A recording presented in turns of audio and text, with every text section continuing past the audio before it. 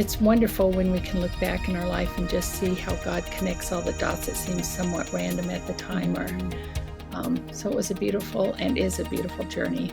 What does being a hospice nurse and being the leader of a city organization have in common? You'll just have to stay tuned and meet my guest, Lynn Heatley.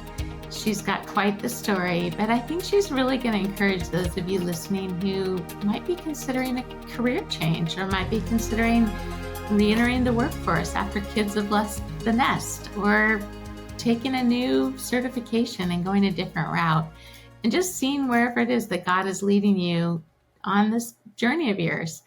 No right answers, no wrong answers, just everybody's individual path and calling. But Lynn's got quite the story of generosity in the areas of friendships and faith, and how God has used her in her roles and in some things that have been hard that she's encountered over her life, but they've shaped her, and she's allowed God to bring beauty from the ashes in the hard things that have happened to allow her to be a real blessing to all those who know her. And I know you're going to be blessed by listening. So thanks for joining. Welcome to the Generous Girl podcast. It is great to have you all listening today. And once again, we have a special guest, and her name is Lynn Heatley. She was born and raised here in Riverside, California, became a registered nurse early in life. And then during her career as a nurse, she experienced firsthand the challenges of caregiving and loss, which later enabled her to compassionately help others. Lynn's got quite the story of a career change that I want all of you listeners to listen to in case you're in that spot yourself. You might be in a field, but you sense, well, maybe I should be going into another field. So Lynn was involved in many ministry opportunities, became an ordained ministry. She founded the organization called Healthy Leaders in Thriving Cities, and it has a vision to connect and support what God is doing with leaders in cities to help transform every sector of the community.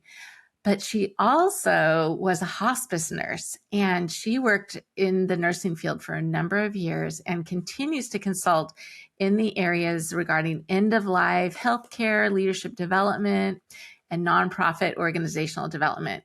And she also serves as a board member. She's got so many credentials, and you're going to be so blessed to hear her story, because in 2016, she founded Love Riverside, where she currently works right now as the executive director. So welcome, Lynn. Thank you, Kim. So great to be here and share with you and share with your listeners. Well, awesome. I love your story. I love the time that we've already had to chat together. And I want to give a shout out to Brian Feller, who is in charge of NCF California. And he's the one who said, you really need to talk to Lynn. And I think she'd be amazing on the podcast. So we are going to focus today on the two pillars of faith and friendships. And I think as we unpack your journey and your story, and really in your two different careers that sound quite different from one another, and yet, as you found, and the listener will find, there's a ton of overlap, and how God never wastes anything that we've done. And he's totally used all your experiences to use you in a mighty way in your current role. But having myself just lost my dad, and just, I guess now going on 3 months ago, and walking the hospice journey with an amazing nurse in Wyoming who walked us through that time with my dad. Just my hat goes off to anyone who is listening who works in hospice. I think it's a tremendous calling, a tremendous gift. And we were so grateful for Patty, who was our hospice nurse, who walked us through that process. And so let's start with that. Let's start with what was it like being a hospice nurse? And I know we're going to also, we always weave in generosity, but there's a lot of components of generosity that fall within that category that we'll also touch on. Thank you. I became a hospice nurse after 17 years of not being a nurse. I was a RN early in my 20s, and then stopped and raised our kids. My husband worked at full time, still does.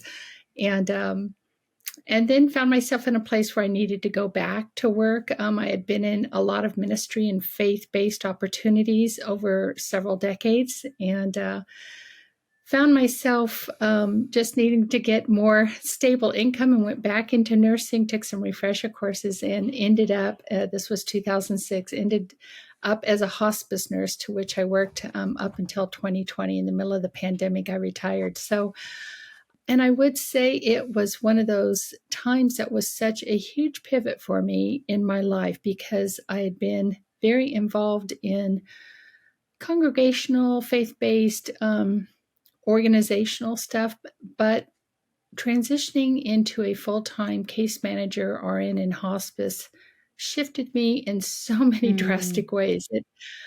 I had to learn and really pray a lot of how I could be present with people without saying much about the Lord, but being present, just being the Lord's hands and feet in the midst of caring for families that were going through crisis. And it was a game changer for mm, me. I never could go back and not see community like I did before it. I went from kind of being, I would say, a bit more institutionalized over like 15, 20 years, and went out and about in the streets with people in need. mm, And it changed everything in me, and reconfigured how I saw things and gave me a heart for people that were in distress. And so it really was what I would say as a huge paradigm shift that led me into what does generosity of action look mm, like when you're walking with people that are in real places of suffering and heartache, through hospice for sure, but then it opened up my view to just see community in a different way. So it was quite the and it was certainly it was challenging. It was a place where I had to really depend on the Lord every day for what He would have me to do. I didn't stay in the role as a case manager for too long. I shifted gears into where I became more of a community health nurse and trained other hospice nurses, worked with community education. I was always in the realm of hospice and home health for the 14 years, but I shifted my roles a little bit along the way. And all of that I can look back on and see how God used all of it. mm, So it certainly was from my time of losing my mom when I was 23 that really prepared me for all of, much later on, working with families in need. So it's wonderful when we can look back in our life and just see how God connects all the dots. It seems somewhat random at the time, or mhm. so it was a beautiful and is a beautiful journey. Well, okay, I want to unpack a few of those things. So, in the time when you were a hospice nurse, what did you learn that people should or shouldn't do?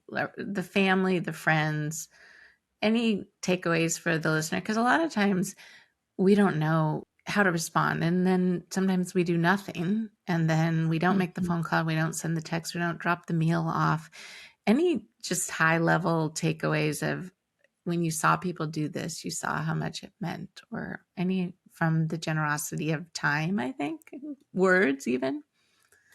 Yeah, very much saw things of to do and what not to do.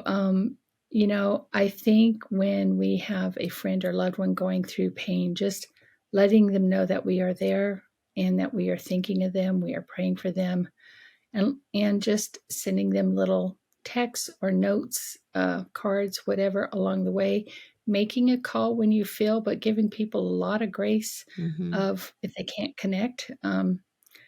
But just I think people need to know that they're not forgotten Mm-hmm. when they are in what I would call a very isolating season when you're walking Mm-hmm. that with a loved one. You're pretty much, life has slowed down, and you're in your own little cocoon with very specific people. And I also would say if you are with the person who is suffering or perhaps dying, what as a nurse, I would have to occasionally do some intervention in that we would need to pull family away from the bedside because they were bringing sometimes all of their anxiety or their energy, which was excessive, Mm-hmm. to the Mm-hmm. bedside. And even when someone's in a coma, they can still Yes. hear. Hearing is your Yes, last sense to exactly. go. And so sometimes if families would start to bicker, or kind of at the bedside of a loved one, we'd have to like have them go outside the room Mm-hmm. and settle whatever they need to, because we would instruct people how much people need peace in those last days, and that they don't need to feel the anxiety in the room, and that if people were anxious, which is very usual, that they could step out and just they needed to also do their own self-care while they were walking this journey with their loved one. And so trying to be a peaceful presence was all what it was about, still is what it's all about. And just letting people know that you're there and that they're not alone. That is a big thing that people need to know when they're in crisis.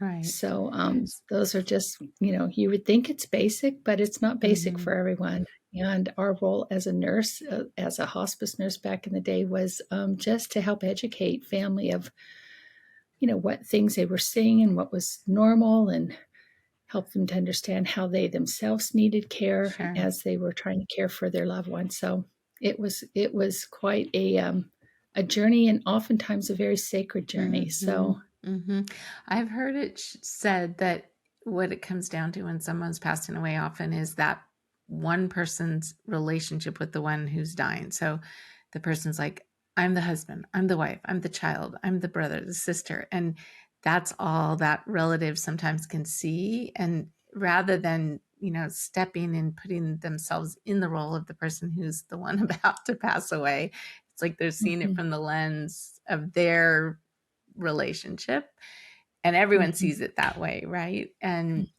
the advice of put ourselves in that person's shoes, ask what they need, because as you and I were talking earlier, sometimes that individual wants everybody to be gathered when they pass away. And sometimes when you really ask them, they say, I don't want anybody here.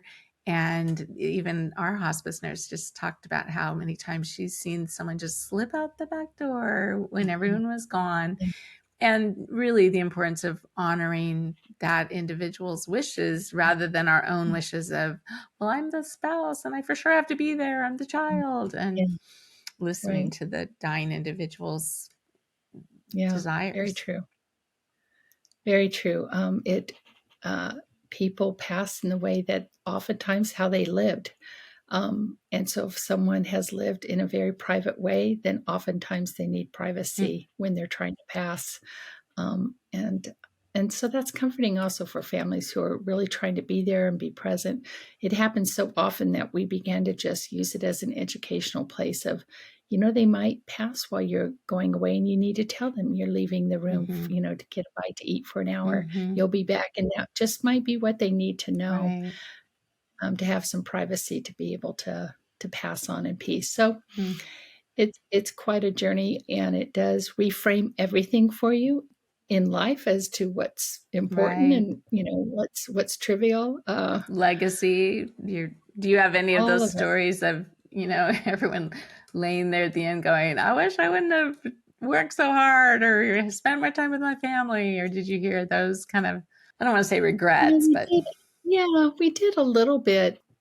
But, we oftentimes as a hospice nurse, we had a saying, people die the way that they lived. And so oftentimes if family was important, then family was always important, and it's still important, in this journey of passing. If you were kind of a bitter person, then that carried over into that. And every now and then you would have a real conversion type of a story, but for the most part, it's like however the person was is how they went, forward when they were passing. And so that was interesting. And just trying to support the family, as a hospice nurse and team member, the whole family is considered your patient, not just the patient. It's a different philosophy than like regular hospital nursing. So it's really as important to take care of the family.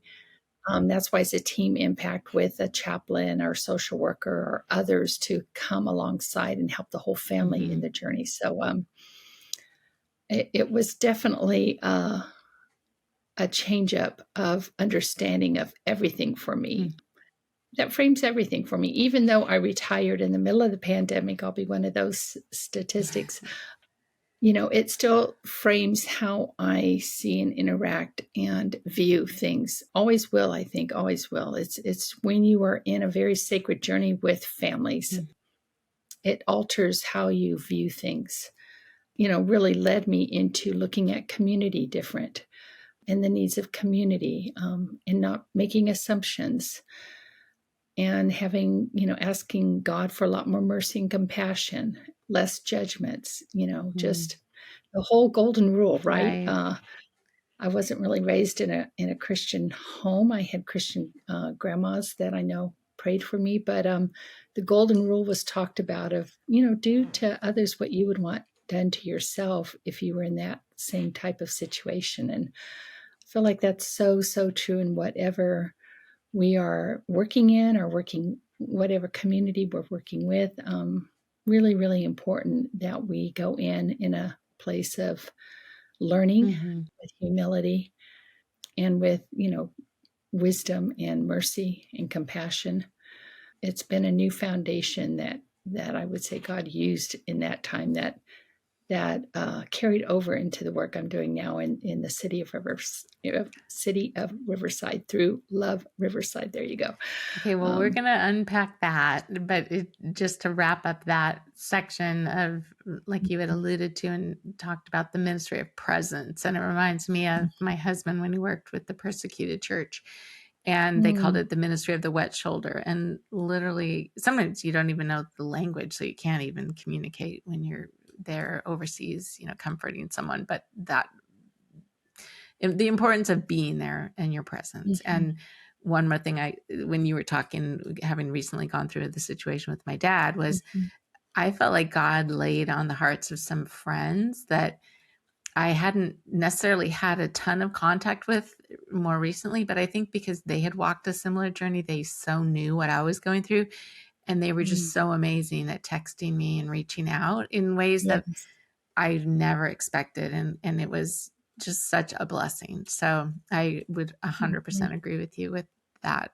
Just doing what's laid on your heart. If that person's name comes to mind, send a text. It's not a mistake that you're thinking of that person who might be Yeah, walking and that way. practical Yes. aspects of love, just acts of love, just go a long way. When I lost my mom in our 20s, we had a group that came after the memorial, came and set up the house with all this, food, potluck style, and set up the whole house.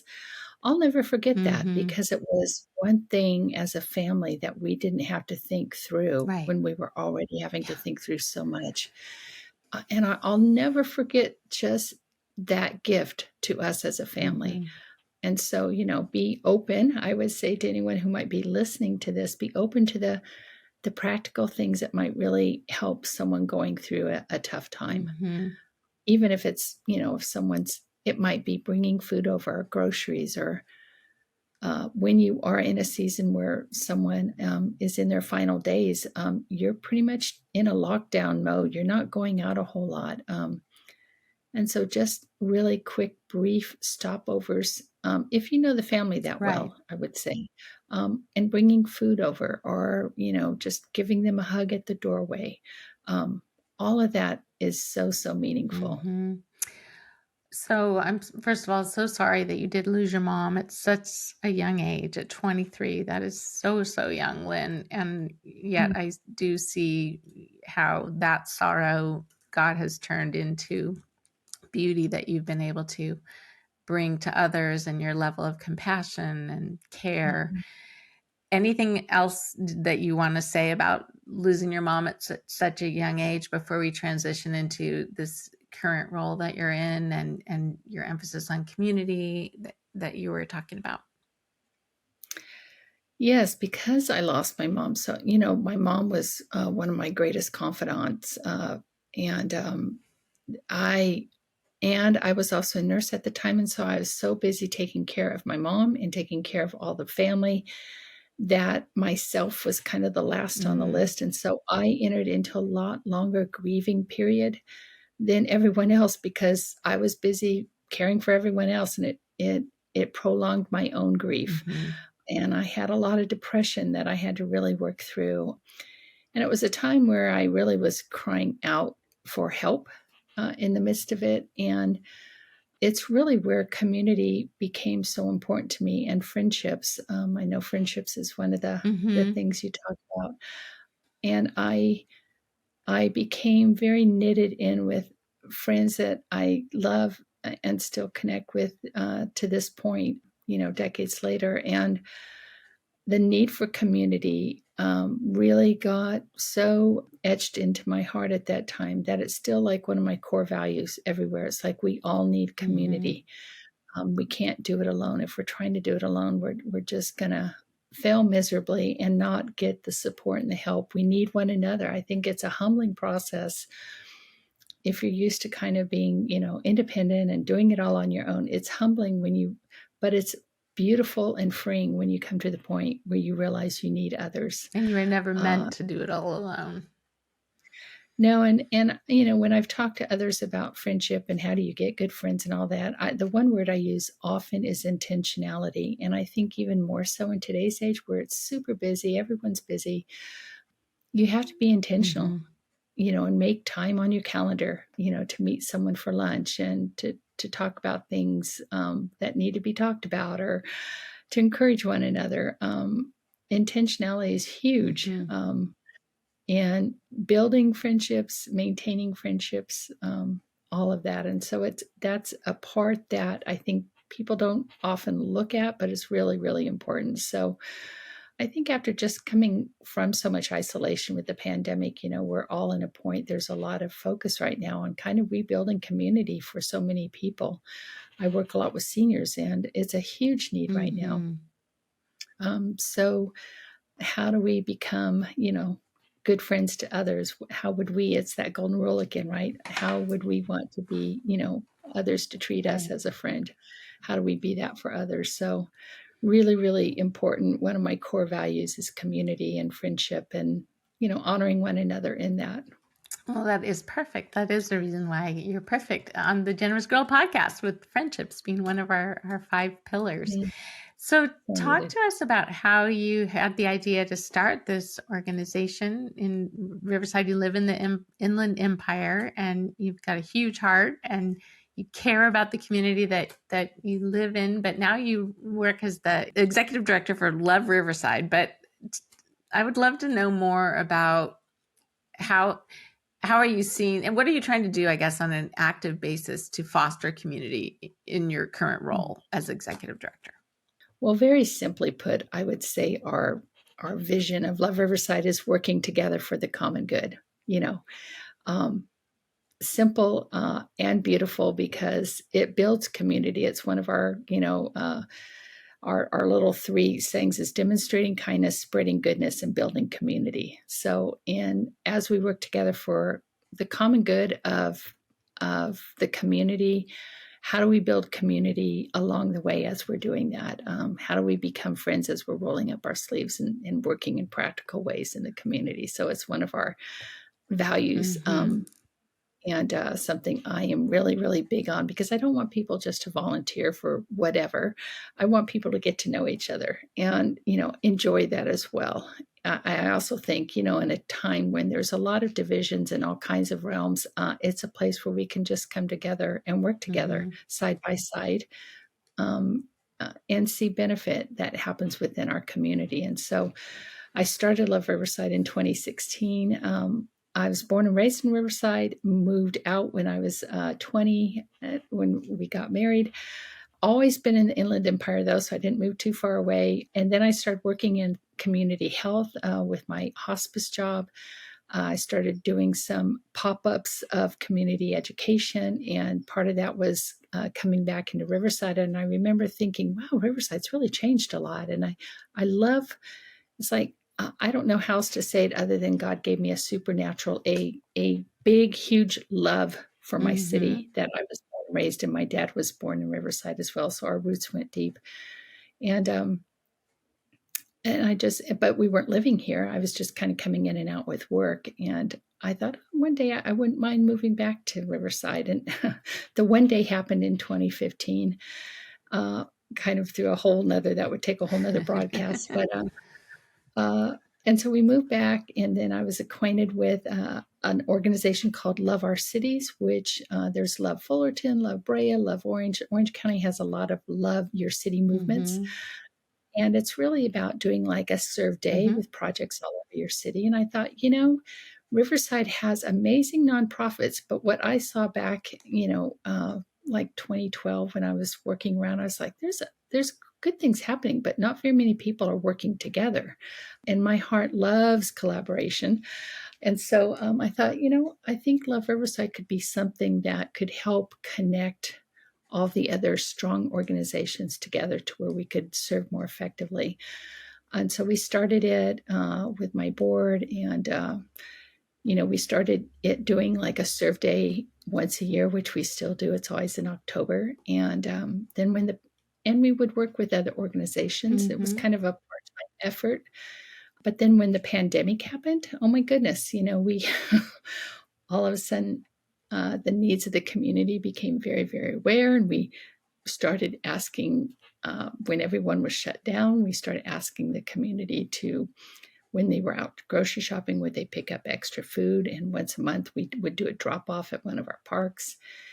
Everyone masked up, and all of that. And we began to support existing food pantries that were already happening in the city. So we didn't create something new. We just came alongside Mm-hmm. and supported that which was already running well. But they needed food. Everyone, it was a rough time for Mm-hmm. communities all over, right? So we never saw ourselves getting into food, just insecurity issues. But when the pandemic happened, it showed us a need that I felt like we were supposed to step into. And so since that happened in 2020, there's been lots of other opportunities. We started working with various grants where we started bringing food and fresh produce to seniors. We worked with 19 different senior apartments, and we just ended that in August. 19 senior apartments that we would go to every month and bring food and produce and dairy. And what we would often find is the seniors, one, they were so happy to see us and so thankful for the food that the city of Riverside granted, put that, grant together for us to do. But they oftentimes were not connecting with their neighbors outside Right. that once a month So time. We lonely. were shocked. Mm. So we thought, oh, just the simplicity of trying to connect neighbors again, in this time that they've been very isolated. It was good for their diet in the sense of good, healthy food coming their way, but it was also good for their soul to connect with their neighbors. Mm-hmm. And so yeah, we're still working with various grants, different organizations. We work with the City of Riverside City Council, the mayor's office, lots of business partners, other collaborations that are happening in the city. And I love being out and about in the city and encouraging people towards working together for the good. So I love what I'm doing. Didn't see that happening, but often the journey, right? Right. When we look back, we're like, wow, I never thought I'd take a right turn there, but there I am. Mm-hmm. Whole different direction, but God has been faithful in helping us all the way. Well, he never wastes the hurt. And your story reminds me a little bit of the famous author Francis Chan and how he lost just some key individuals in his life when he was really young, and how that Mhm. has just allowed him to have a focus on eternity. And he you can't get that out of him. Like, that is in his DNA because of what he experienced, and yet he's influenced through his books and his speaking all of us to live for the moment, because none of us know how long Mhm. we have. And when I think of the story of losing your mom, and then you were a nurse, and just the added level of empathy, compassion, and knowing what it feels like on the receiving end to have people bring all of that food, and then to be that hospice nurse, to have the chunk of time when you took care of your own kids and then went back into being an RN, and then now using all of that experience in your current career in the city of Riverside. I just think it's really encouraging for the listener who's out there, because a lot of times as moms, before tech, many women were faced with, do I stay in my job or do I stay at home? Because the tech provides kind of that umbrella that allows you to do both. But when you didn't have that connection at home, you were forced with the choice, unless you were a nurse, kind of a role, of a job that gave a little more flexibility with working nights or weekends kind of thing.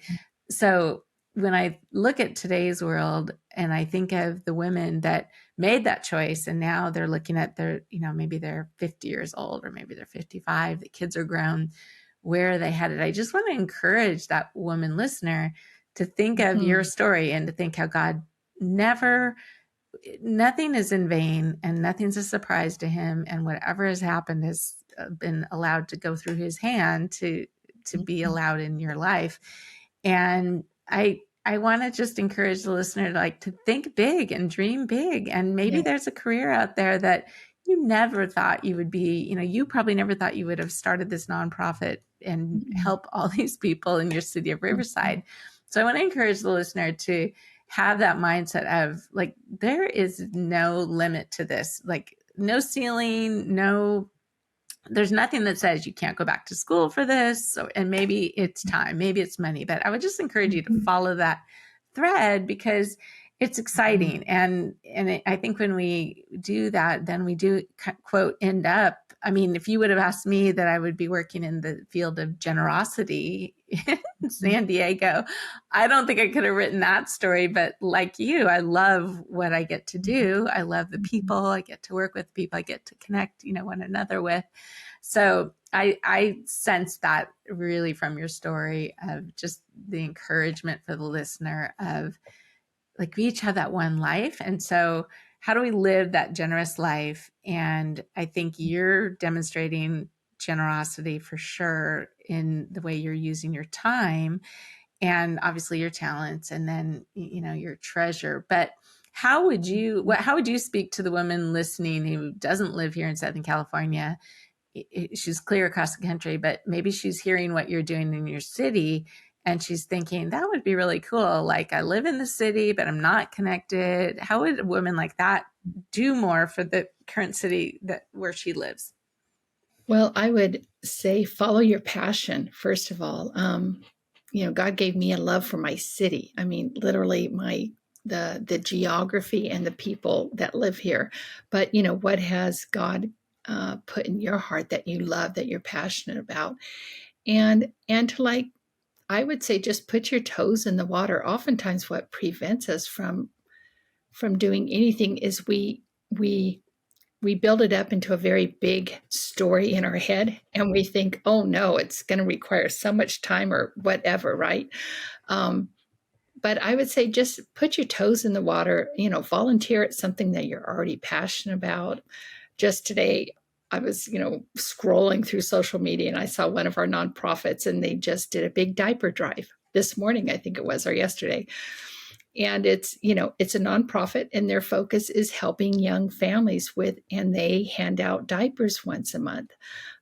And I thought, I love that. Right. I love, I'm like, if you have a heart for young families and young kids, then maybe volunteer, once a quarter or once a month or, or with food or at your local congregation but I would say what keeps you in it is if you're passionate about it, right? If you volunteer for something that you really don't have in your heart a care about it, you won't last there very long. So, but all of us have passions about various things. It might be justice issues, and you could, work and volunteer at some of that. But to me, the whole journey is just taking that initial first step and getting out there. And, we receive so much more than whatever we're giving, right? That's the whole generous life, is that it comes back to us in so many beautiful ways. We don't give to receive that. We give because we're stirred in our heart to do it. But the beautiful reciprocity of generosity is big, and it comes back to you in beautiful ways. And so I would just encourage the women out there to just do some inquiry in your city or whatever it is. If you like to cook, do some meals for, maybe a family in need or whatever. There's so many opportunities. Yeah. And follow your heart, your passion. And if you have kids, I'd say don't wait and pull them in, include them. And like you said, it doesn't have to be a huge commitment. It can just be a little something, but you never even know how that seed We can. want to raise our kids with a mindset, with an understanding of the importance of giving back. Mhm. And so, one of our projects that we do every year is clean up at one of our really big parks here in Riverside. And I love all the moms groups that come out because they're pushing their strollers and Great. they've got small kids and bigger kids, and they're teaching their kids just by modeling. Mhm. Let's care for our community park together, Mhm. and I thought, how much better our whole society, our culture would be if we just had some of that basics of Right. generosity instilled in us as young children. So, and my parents were very giving people, so they certainly instilled a lot in us. Mhm. But I would encourage families to not underestimate the power of that. Mhm. No, that's beautiful, Lynn. Well, thank you for all of your service. Thank you for Mm. just the many ways that you have blessed people and continue to do so in Riverside, and the encouragement to follow your passions and take that next step. So, as we wrap up, which always comes quicker than I'd like it to, I would love for you to share with the listener the 3 B's, your favorite Bible verse, current book that you're reading, and a recent bargain. So I would say I have two favorite verses. I can't put one above the other. One is from John 10:10, which is, that the enemy comes to steal, kill, and destroy, but Jesus says, I've come to give you life and life abundantly. That scripture really started me on a journey when I was deep in depression after losing my mom, to really ask God, what is this abundant life? Because whatever it is, I don't have it and I need it.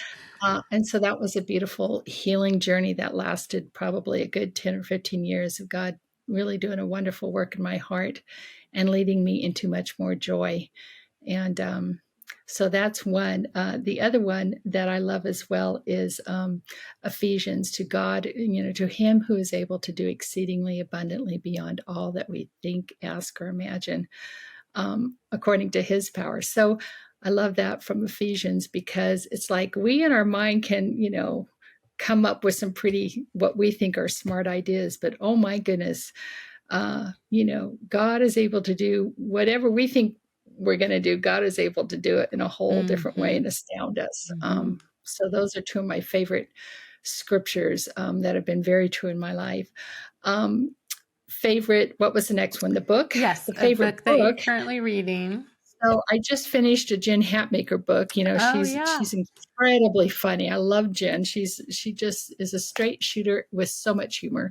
But now I'm reading. I don't know if you can see this because I can't see the screen, but it's by Howard Thurman, Jesus and the Disinherited, which is more from a pastoral Mm. theological Mm. perspective of Jesus' heart for the Mm. outcast in our cultures.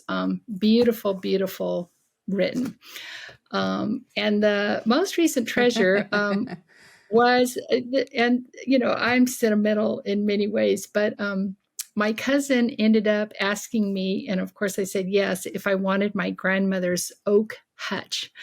So it now sits proudly in our living room. Oh, I love it because I think of my grandma, who yes. was very hospitable and had served many meals from that, Mm. all of her stuff from there. So I love it. It's in my living room and cherish it. Oh, So that is very, very special to have that. I'm yeah, sure you do think of her every time you walk by it. I do. I do. Oh.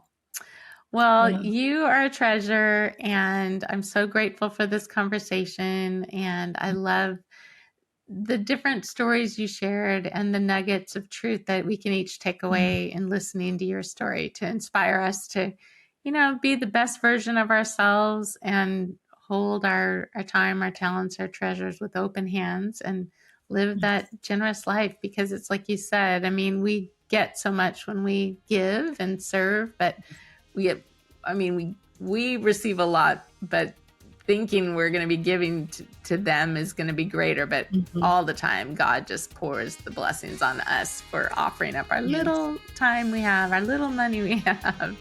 And Yeah. again, we can never outgive God. And I think your life Mhm. is a real true testimony of that. So thank you so Mhm. much for your time on this Thank podcast, you. and blessings in this new year ahead.